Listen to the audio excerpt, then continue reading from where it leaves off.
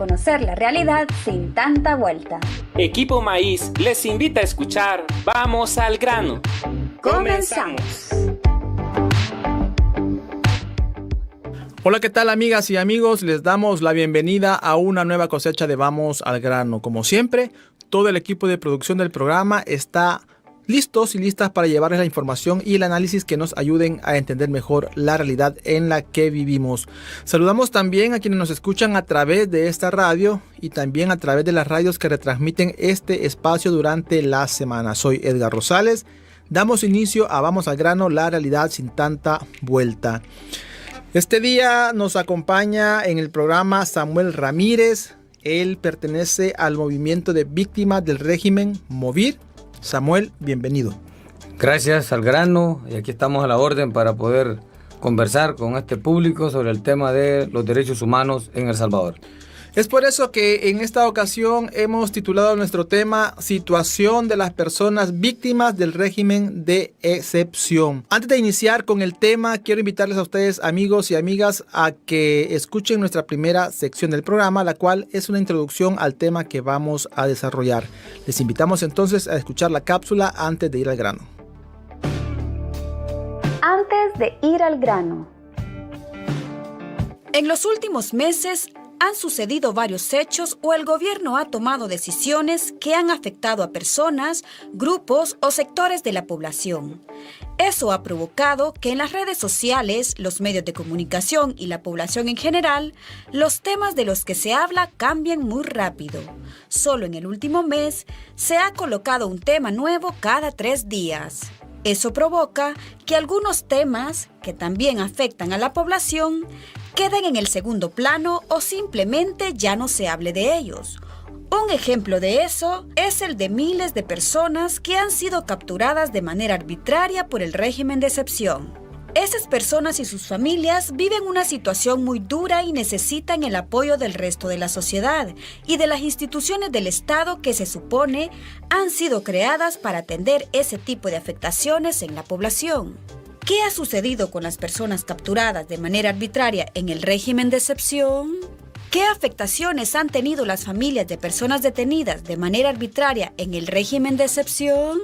¿Qué han hecho las instituciones del Estado responsables de velar por los derechos humanos de la población? Sobre esto hablaremos en esta edición de Vamos al grano. Bueno, como lo dije al inicio, Samuel, vamos a conversar un poco sobre la situación de las personas víctimas del régimen de excepción. Pero antes de meternos de lleno al tema, es importante saber qué es el MOVIR. Hay mucha gente que todavía desconoce cuál es la función y el acompañamiento que esta organización da. Explícanos entonces cuándo surge el MOVIR.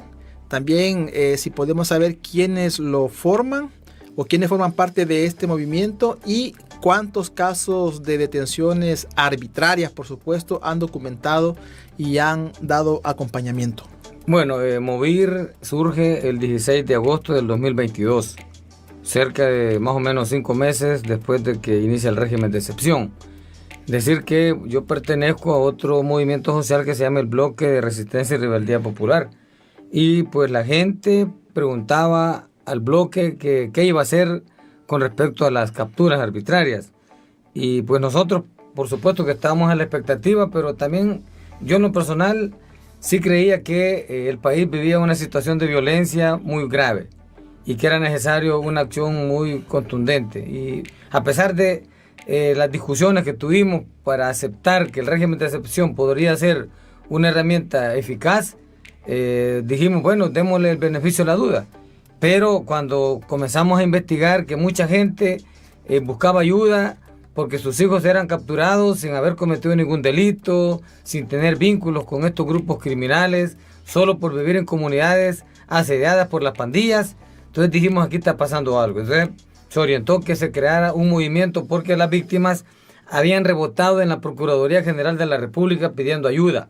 Y las organizaciones defensoras de derechos humanos estaban también colapsadas, porque eran miles y miles de personas capturadas diariamente, semanalmente, mensualmente. Entonces fue como surge MOVIR. MOVIR pues es un movimiento de víctimas. El único que no es víctima directa soy yo, pero yo también me considero víctima porque igual nos duele mucho ver tanta gente sufriendo y no sabemos pues en qué momento podemos nosotros también engrosar esos números. Dios no lo quiera, pero nos estamos enfrentando a una situación tan grave, la persecución, la represión, y el gobierno pues quiere callar las voces que se están alzando en contra de estas violaciones. Movir surge en acompañar a las víctimas, les damos asesorías legales, qué tenían que hacer en caso de una captura arbitraria, a dónde tenían que acudir, qué documentos tenían que llevar, conectándolos con las diversas organizaciones de derechos humanos. Hemos tenido pues apoyo de varias organizaciones como el Servicio Social Pasionista, Tutela Legal de María Julia Hernández, El Iduca, Cristosal y otras organizaciones que están muy prestas a apoyar a esta gente. Y Movir no tiene una capacidad implementada para poder atender a las víctimas. Somos un movimiento de hecho, no tenemos personalidad jurídica. A nosotros esa ley de extranjería pues no nos va a afectar directamente, porque no percibimos ninguna donación ni financiamiento de nadie. Sin embargo, las organizaciones que nos están apoyando, por supuesto que van a sentir ese problema y que también lo estamos denunciando, pero sí decir Movir, pues eso es. Incluso hemos apoyado con víveres, con atención psicológica para los niños, para esas madres que han quedado cuidando sus nietos, sus hijos, porque el papá está preso, o el abuelo, o lo que sea, y eso pues es lo que ha hecho Movir. Simplemente defender derechos y atender a una población que el gobierno totalmente ya la tiene desatendida porque ya los condenó. Para el régimen, todas las personas capturadas son pandilleros y no tienen derecho a nada. ¿Forman parte del Movir las familiares y los familiares de esas víctimas inocentes que han sido capturadas? O sea, Movir es todo. Son las víctimas, son todas las personas que nos buscan. O sea, Movir, yo soy el fundador y el coordinador, pero Movir son las víctimas. Ella es la esencia de Movir. Y esa es la gente que anda en la calle denunciando la violación de los derechos humanos y que pues también andan pidiendo esa libertad para los inocentes. Decir que tenemos 5,000 personas, las estamos atendiendo directamente. Nosotros no tenemos reuniones periódicas con la gente presencialmente, pero sí tenemos el uso de las redes sociales que sí le estamos sacando mucho provecho. Estamos casi las 24 horas atendiendo a las víctimas, escuchando ese clamor, esa angustia y tratando de darle fuerza y tratando de ver en qué acción podemos hacer en favor de estas personas que están presas y en favor de las familias que también están esperando una solución a sus problemas. Eso quería consultarte. En estos 3 años que surgen como movimiento, ¿cuántos casos de detenciones arbitrarias han documentado y obviamente han acompañado? Bueno, nosotros al inicio hicimos un levantamiento porque tuvimos apoyo de compañeros, cerca de unas 600 personas, pero luego hemos hecho con el apoyo de otras organizaciones como UNIDEC, que ahora pues es una organización que está siendo perseguida. Nos apoyaron con abogados voluntarios para llenado de habeas corpus, para recolección de arraigos. También hemos tenido ese tipo de apoyo con Tutela Legal de María Julia. O sea que solo en habeas corpus hemos presentado a la Corte más de 600. Y en nuestra base pues registramos al inicio cerca de 600 personas. Ese número realmente puede aumentar. Samuel, otra de las preocupaciones que tienen familiares de personas detenidas injustamente, porque hay que aclararlo lo que dijiste hace un momento, Movir defiende personas inocentes, es el estado de salud. Al respecto, ¿tienen ustedes datos o casos de personas fallecidas? Fíjese que bueno, ahí hay una organización que lleva un conteo, pero ese conteo es algo simbólico. La cantidad real de muertos es mucho más que eso. Ellos llevan como un total de 406 personas. A Movir nos reportan muchas personas fallecidas. Tratamos de confirmar para no generar falsas información. A veces podemos cometer algún error por alguna situación que se da, pues, pero incluso ahora me están reportando, aparte del fallecido ayer en Mariona, que a pesar de que centros penales han negado que hubo un amotinamiento, hay un fallecido dentro del penal y la mamá me está informando que tiene golpes, tiene señales de golpes en el rostro. Entonces, ¿cómo fue que murió? si no hubo un amotinamiento, hubo un intento de amotinamiento, hubo alguna trifulca. Los privados de libertad que se consideran que no han cometido delito, porque este joven que murió ayer está acusado de un feminicidio, pero la madre dice que el juez ya lo declaró inocente y que tiene información que en la próxima semana supuestamente iba a salir libre. Y ese es otro de los problemas con los que se encuentran los familiares de las personas detenidas, que a muchos y a muchas ya se les ha otorgado una carta de liberación y no se les es entregada. O sea, la gente que llevamos a casa presidencial, la llevan varias cartas de libertad, ahí van varias constancias médicas también de la persona que fue capturado con enfermedades terminales. Entonces, y me están reportando 2 muertos más en el hospital Mazzini que murieron en el hospital, en el penal de Izalco. O sea, los muertos en las cárceles de todos los días. Andrés Guzmán dijo que, bueno, dijo, si es normal que muera gente, si es una cantidad de 107,000 presos, obviamente es normal que mueran. Pero ¿por qué muere la gente en los centros penales? Yo quisiera que el régimen nos dijera la verdad, porque no queremos pecar de ingenuos o de mentir, pero no conocemos la verdad. Entonces, ¿qué nos dice la gente? Que el cuerpo de su familiar tiene señales de golpes, de torturas, de heridas, o alguien que porque no le daban de comer, porque no se alimentaba bien, por eso murió, por insuficiencia renal, porque el agua que toman es contaminada, por el mismo hacinamiento que hay en las cárceles. En las cárceles hay una crisis humanitaria que es una bomba de tiempo. Eso pronto puede reventar. Y nosotros queremos advertir al gobierno que evite una situación más grave en los penales. Hubo un amotinamiento en Izalco, jamás supimos la verdad. Solo por las noticias que salieron que habían cerca de 10 muertos, dicen, y no sé cuántos heridos. Entonces, eso es lo que pedimos, hombre, que Centros Penales informe qué pasa en las cárceles. Si ellos fueran fieles con la información, no hubiera especulación hacia afuera.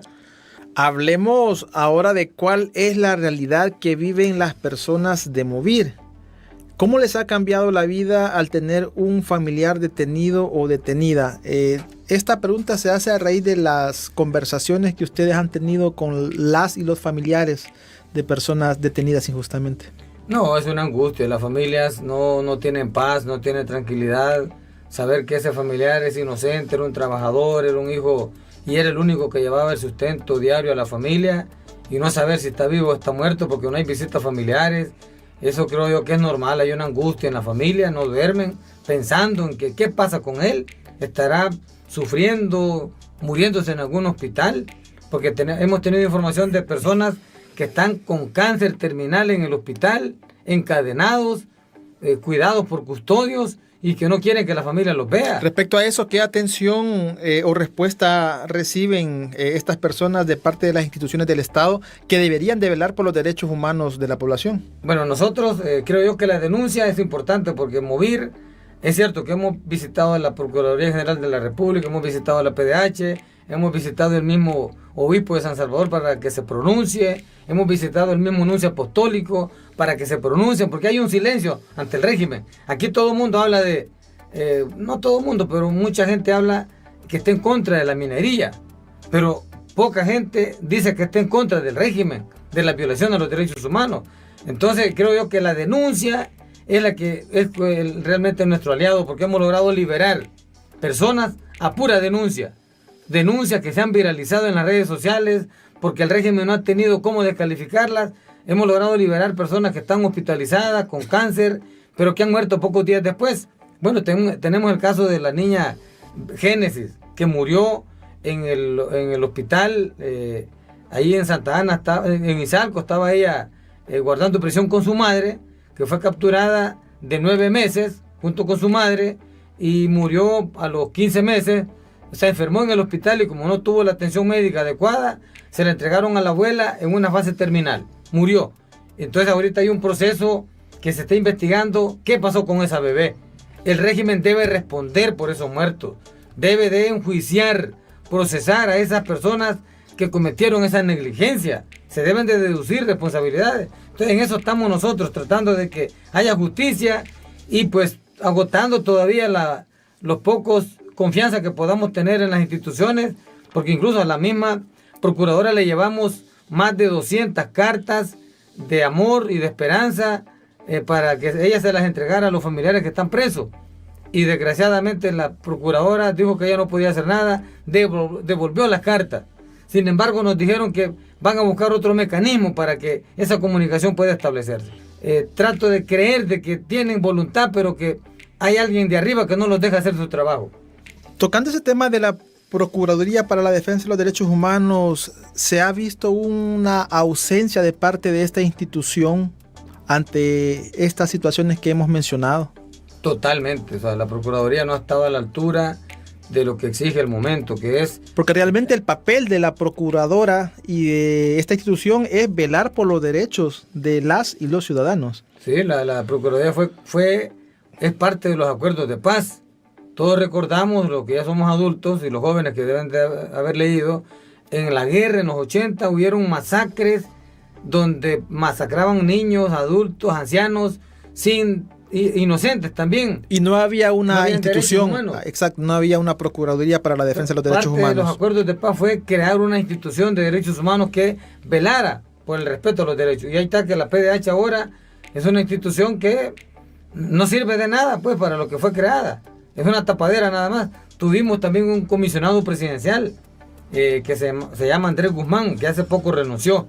Yo creo que este señor se dio cuenta que él simplemente no lo dejaron hacer nada. Aunque él sabía que su papel era defender al régimen, tapar las violaciones, pero llegó un momento que creo yo que cuando Movir le llevó esa documentación y él pudo leer todos los arraigos, constancias laborales, cartas de libertad, personas enfermas, ancianos, que qué peligro generaba al país y fueron capturados. Creo que él quiso ayudar y no lo dejaron.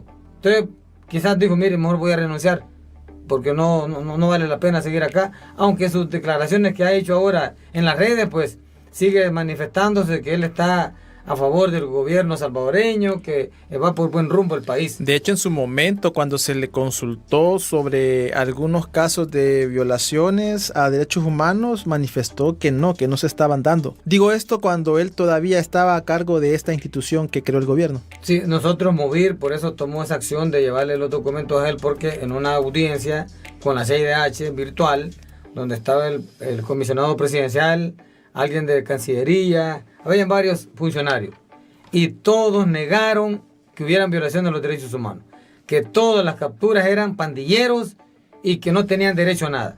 Entonces dijimos, miren, Andrés Guzmán yo creo que quizás no está bien informado. Queremos pensar en eso. Y le llevamos esos paquetes a él. Y creo que pudo leer esa información. Se comunicó Andrés Guzmán con nosotros, con Movir, y nos dijo que se iba a reunir con nosotros. Pero nos puso una serie de condiciones que creímos que era excusa para no reunirse. Entonces dijimos, no perdamos tiempo. Nosotros estamos 100% atendiendo a las víctimas y no vamos a estar, nos pedía que le presentáramos el acta donde estaba registrado Movir en Gobernación, que una serie de documentos, y se lo dijimos que Movir no era una organización con personería jurídica.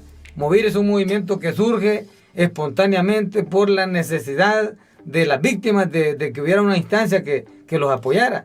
Entonces creo que eso le sirvió a Andrés Guzmán para que decirle, mire señor, usted está mintiendo, hombre, ahí están los documentos que demuestran que sí son inocentes los que defienden Movir. Entonces creo yo que hay personas que aquí quieren, miren, en la PDH, ¿qué nos han dicho algunos funcionarios? Miren, nosotros quisiéramos apoyar, pero aquí el régimen no nos permite. Incluso ni nosotros, dicen ellos, tenemos libertad de entrar a los centros penales con la libertad que debería de ser. Nos dicen, pueden ir a este sector, pero a este no. Entonces, pareciera también que ni el mismo instituciones del gobierno, el mismo gobierno le respeta su funcionamiento. Yo recuerdo que la gente anterior a este régimen de excepción, la primera institución a la que acudía cuando quería saber sobre el estado de un familiar capturado o capturada, era la Procuraduría. De los derechos humanos. Que como lo decís, tenían un acceso libre para poder movilizarse, ingresar y ver que la persona detenida estuviera en buen estado, que no hubiera estado siendo víctima de violaciones. Vamos a seguir conversando con Samuel sobre la situación de las personas víctimas del régimen de excepción, pero antes les invito a escuchar la segunda sección del programa, la sección de Granando Palabras. y en ella conocer un poco más sobre las cifras del régimen de excepción. La escuchamos y regresamos con Samuel. Desgranando palabras. Las cifras del régimen de excepción. La población lleva ya 3 años y 2 meses de estar bajo el régimen de excepción. ¿Cuáles son los resultados en cifras de esa decisión del gobierno? Revisemos algunos datos que el mismo gobierno ha dado a conocer. El régimen de excepción ha sido prorrogado 36 veces por las diputadas y diputados afines al gobierno. El gobierno dice que ha capturado 85.184 personas, a las que de manera generalizada llama pandilleros o terroristas. Miles de personas inocentes han sido capturadas y sufrido graves violaciones a sus derechos humanos.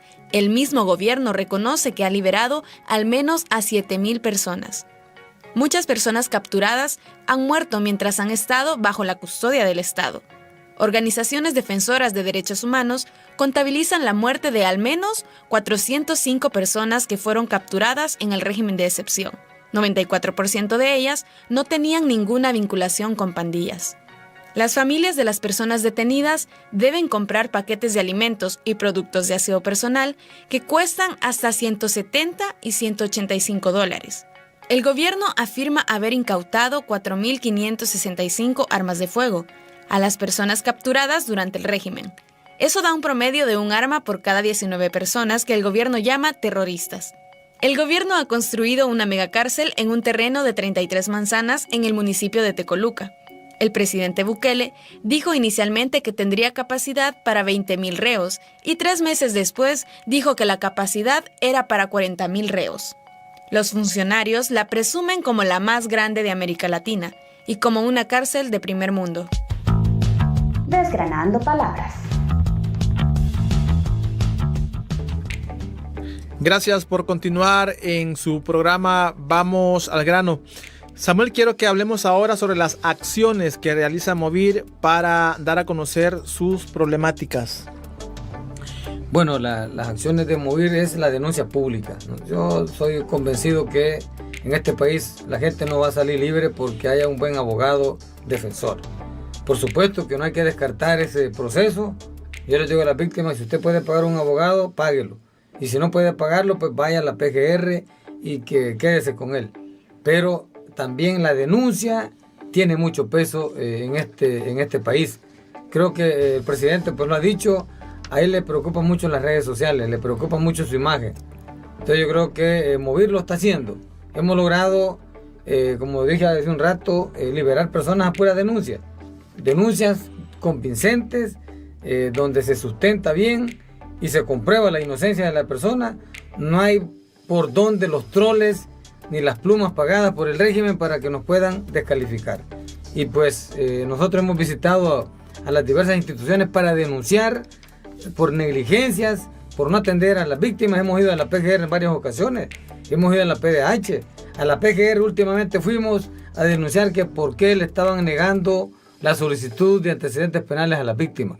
Porque de hace un cierto tiempo atrás, después de que Movir comenzó a llevar esos antecedentes, esos arraigos a Casa Presidencial, dieron la orden de que ya no se facilite ese documento para que Movir no siga evidenciando esas capturas arbitrarias, esas capturas en el debido proceso, porque sus antecedentes penales van limpios.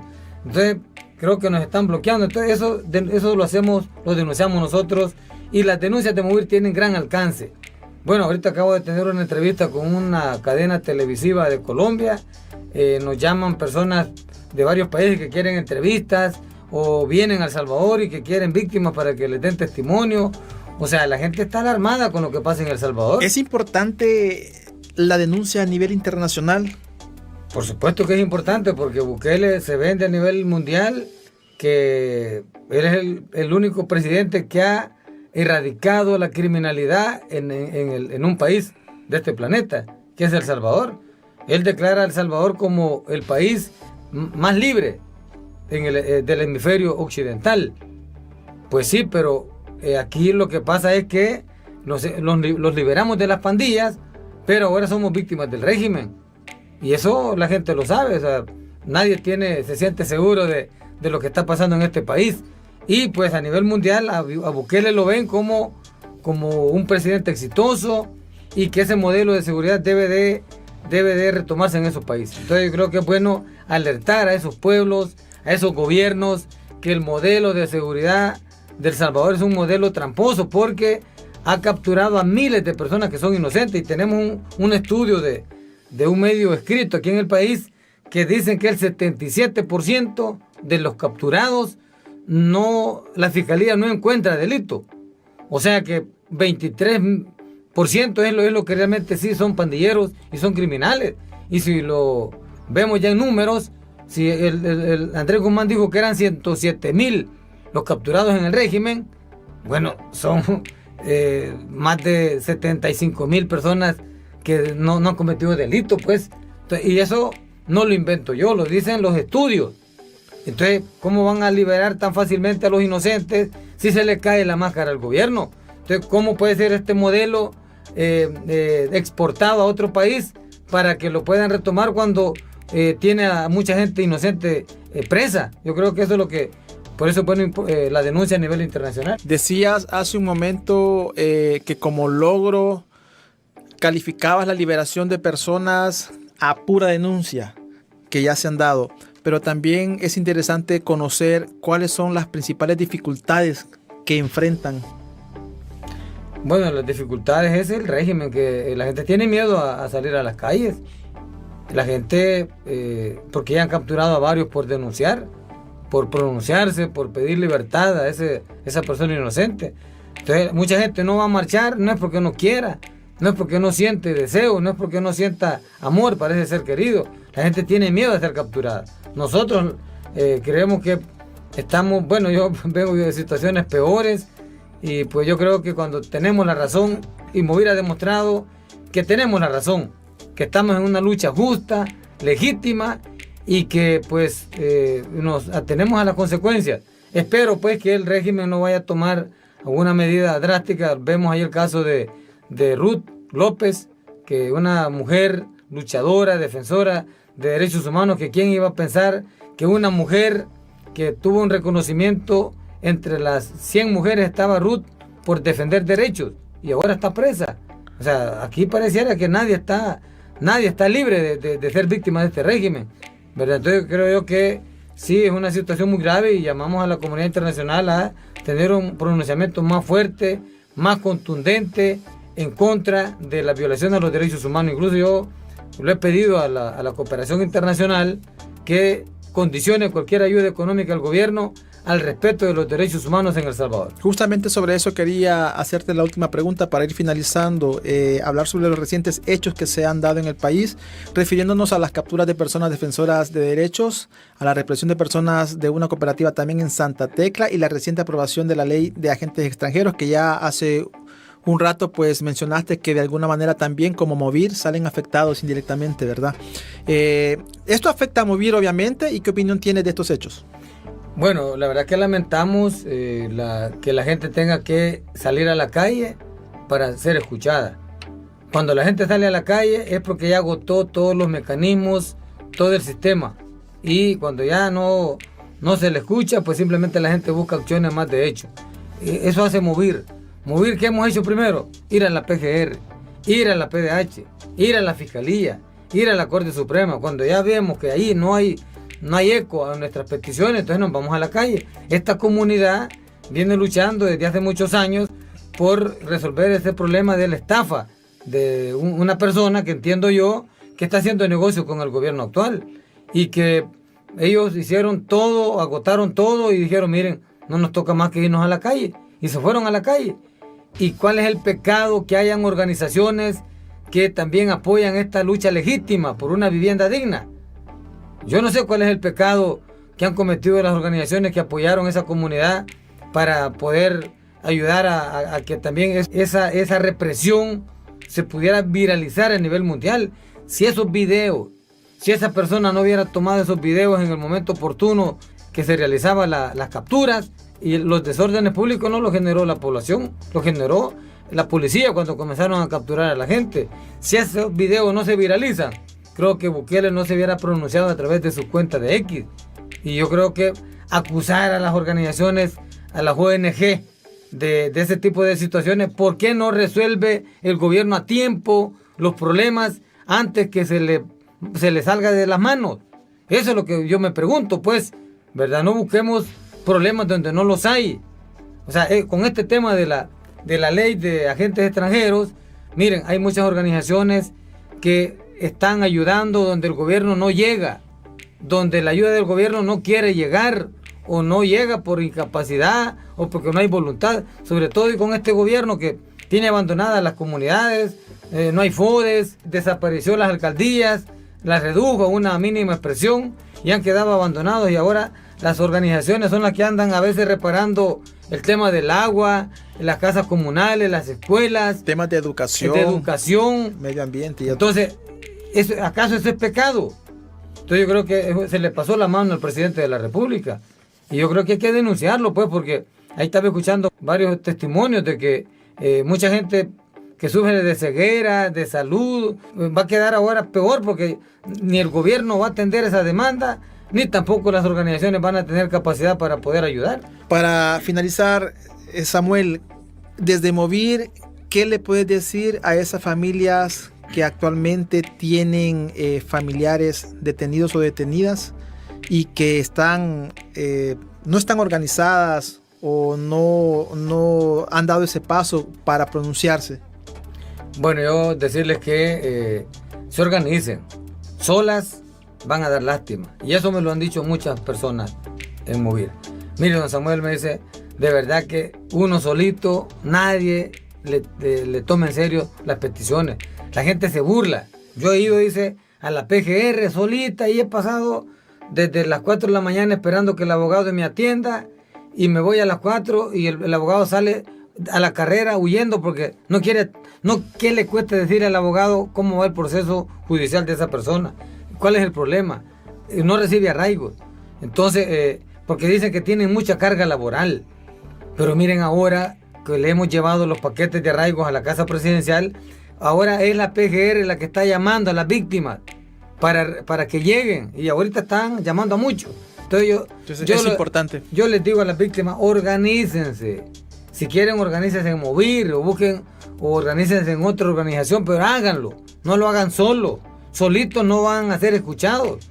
O sea, este régimen también, yo siento que Bukele, yo quiero pensar que los asesores que tiene Bukele son las personas que lo están haciendo tomar decisiones descabelladas.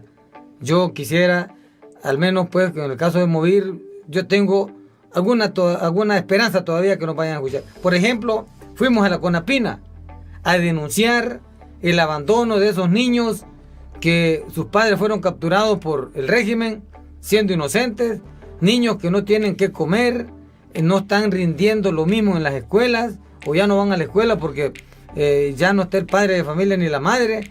Y bueno, mire, con el temor que fueran a ser víctimas de la persecución de la CONAPINA, porque a muchas madres que andan sus hijos en las marchas, han habido algunas señales de que la CONAPINA les ha dicho, miren, vamos a revisar cómo están las condiciones de su hijo, porque la quieren como amedrentar, que no participen en las marchas, en las denuncias. Pero resulta que ahora las 9 personas que llamó la CONAPINA, que fueron los contactos que le dimos nosotros, me están dando testimonio que están contentas. Organizarse entonces es el primer paso para poder luchar contra esta situación, Samuel. Bueno, vamos entonces a ir finalizando este espacio. Samuel, agradecerte por haber aceptado la invitación. A usted, amigo y amiga que nos escucha, que también está dentro de esta situación que Samuel ha mencionado, súmese a esta lucha, organícese y actúe también. Vamos a finalizar invitándole a ustedes, amigos y amigas, a que se suscriban a nuestro canal de YouTube Asociación Equipo Maíz, donde puede escuchar este y otros programas, dejarnos sus comentarios o sus preguntas. Soy Edgar Rosales, esto fue Vamos al Grano, la realidad sin tanta vuelta. Que tengan feliz día. Vamos al Grano, una producción de Equipo Maíz. Les invitamos a que escuchen nuestro próximo programa.